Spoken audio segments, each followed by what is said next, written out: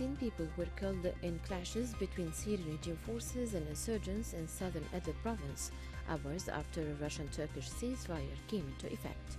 The Syrian Observatory for Human Rights Monitoring Group reported that the first 8 hours of the ceasefire had passed with relative calm, and the skies had been free of Syrian government and Russian warplanes. The recent fighting sparked what the United Nations says may be the worst humanitarian crisis yet in a war that has driven millions from their homes and killed hundreds of thousands.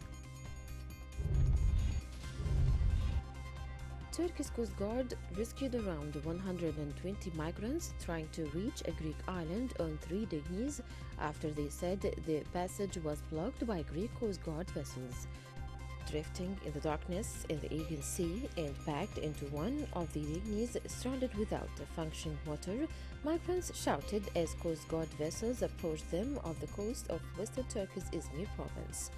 Last week, Ankara said it would no longer stop hundreds of thousands of asylum seekers on its territory from trying to reach Europe after an airstrike on Idlib in Syria killed 34 Turkish soldiers. The Egyptian Health Ministry and the World Health Organization announced 12 new cases of the novel coronavirus COVID-19 on board a Nile cruise ship traveling from Aswan to Luxor. The 12 cases are Egyptian workers on board the ship who came in contact with tourists who had the virus. In accordance with the guidelines of the World Health Organization (WHO), the Egyptian government has taken all preventive and precautionary measures for those who were in contact with the 12 individuals who tested positive for the virus. Security forces cordoned off the area around the U.S. Embassy in Tunisia after at least one militant on a motorbike blew himself up, warning police officers.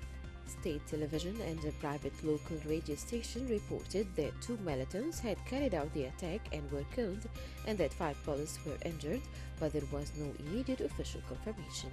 There was no immediate claim of responsibility for the attack so far. More than 100,000 people have been diagnosed with the coronavirus disease globally, with at least 3,015 deaths in China and 267 fatalities in other parts of the globe, most of them in Italy and Iran. At least 1,200 of the new infections are in Iran in just the past 24 hours, the country's biggest jump since the outbreak began. In France, 200 new COVID-19 cases were confirmed overnight, while India and South Korea also reported an increase in the number of infections. Gunmen attacked a ceremony in Kabul, killing at least 27 people in the first major attack on the Afghan capital since Washington reached an agreement with the Taliban to withdraw U.S. troops. A top Afghan political leader, Abdullah Abdullah, was present at the event but escaped safely. Up to 55 people were wounded, according to the Afghan Ministry of Health. However, a health ministry spokesman said the casualty toll could rise. The UN Migration Agency said that the shipwreck of Libya and other recent maritime incidents have raised its estimated death toll among migrants who tried to cross the Mediterranean past the grim milestone of 20,000 deaths since 2014. Paul Dillon, spokesman for the International Organization for Migration, pointed to incidents including the presumed drowning of 91 people who went missing from a dinghy that left Garabuli, Libya on February 9th, and the disappearance of a ship that set off from Algeria on February 14th. IOM noted Friday that the yearly death toll has declined each year since 2016, when over 5,000 people lost their lives while attempting Mediterranean crossings. The bold agenda adopted 25 years ago to achieve gender equality remains a distant goal, with women still facing poverty, discrimination, and violence, and failing to seriously rise in politics and business despite progress in some areas. It says the word for women in 2020 falls far short of the vision in the 150-page platform for action adopted by 189 nations at the UN Women's Conference in Beijing in 1995.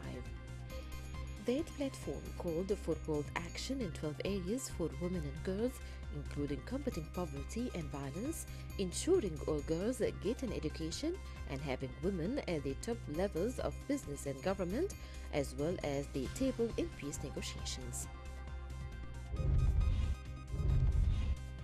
The European Union will host a Syria donor conference in Brussels on June 29th to 30th to raise funds for victims of the 9-year war and surrounding countries, EU Foreign Policy Chief Joseph Borrell said on Friday. Borrell, the EU's top diplomat, said in Zagreb that governments involved in the conflict will be invited, referring to Turkey and Russia. EU countries gave a cautious welcome Friday to a Russian-Turkish ceasefire in Syria, but urged warring parties to allow in more humanitarian aid. Lebanese Health Minister Hamid Hassan said every Lebanese has the right to return home. His comments came in reply to measures taken to allow 400 Lebanese students who are supposed to return from Iran through the Damascus airport, reaching the Mansa border crossing between Lebanon and Syria. Residents of nearby areas said they are afraid of the info blackout over the matter. They criticized the lack of procedures, especially not demanding the arrivals to wear masks and gloves. Egypt and the United Arab Emirates have stressed their rejection of interference in the affairs of Arab countries and pledged to prevent such meddling from affecting the region's security and stability. Egyptian Minister of Foreign Affairs Sameh Shoukry said on Thursday that Cairo backs the security and stability of Gulf states. He made his remarks during talks in Cairo with UAE's Minister of State for Foreign Affairs Dr. Anwar Gargash. Iran said that the new coronavirus has killed 124 people amid 4,747 confirmed cases in the Islamic Republic, as authorities warned they may use force to limit travel between cities. Health Ministry spokesman offered the figures at a televised news conference. He did not elaborate on the threat to use force, but he acknowledged the virus now was in all of Iran's 31 provinces. The threat may be to stop people from using the closed schools and universities as an excuse to go to the Caspian Sea and other Iranian vacation spots. Israel has imposed a lockdown on the city of Bethlehem over coronavirus fears as Palestinian authorities announced a 2-week ban on tourists and shuttered the Church of the Nativity. The moves came after Palestinian authorities said 9 cases had been confirmed in the Bethlehem area south of Jerusalem on Friday and announced a 30-day state of emergency and the cancellation of large gatherings. The number takes the cases in Palestine up to 16. The northwestern Chinese province of Gansu has confirmed 17 new coronavirus cases imported from Iran, bringing the total imported cases to 28. The 17 new patients were among quarantined passengers who entered the provincial capital of Lanzhou on commercial flights from Iran between March the 2nd and March the 5th, the Gansu Health Commission said in a statement on its website. Before the new cases, Gansu has reported 11 imported infections from Iran. A total of 283 passengers arriving from Iran are currently under quarantine. 2 members of British Airways staff had tested positive for coronavirus. In a statement, it said Public Health England (PHE) has confirmed that 2 members of our staff have tested positive for the COVID-19 virus. The news follows the announcement on Friday that the number of cases of coronavirus in UK reached 163 on Friday, while a second person in the country is feared to have died from the virus. The city of Bethlehem was on lockdown after the first Palestinian cases of the deadly coronavirus were discovered there. The Palestinian government announced a month-long state of emergency after the 7 cases were identified, while the Israeli Defense Ministry said it had imposed emergency measures on Bethlehem, with all people forbidden from entering or leaving the city. It added that the lockdown had been imposed in coordination with the Palestinian Authority.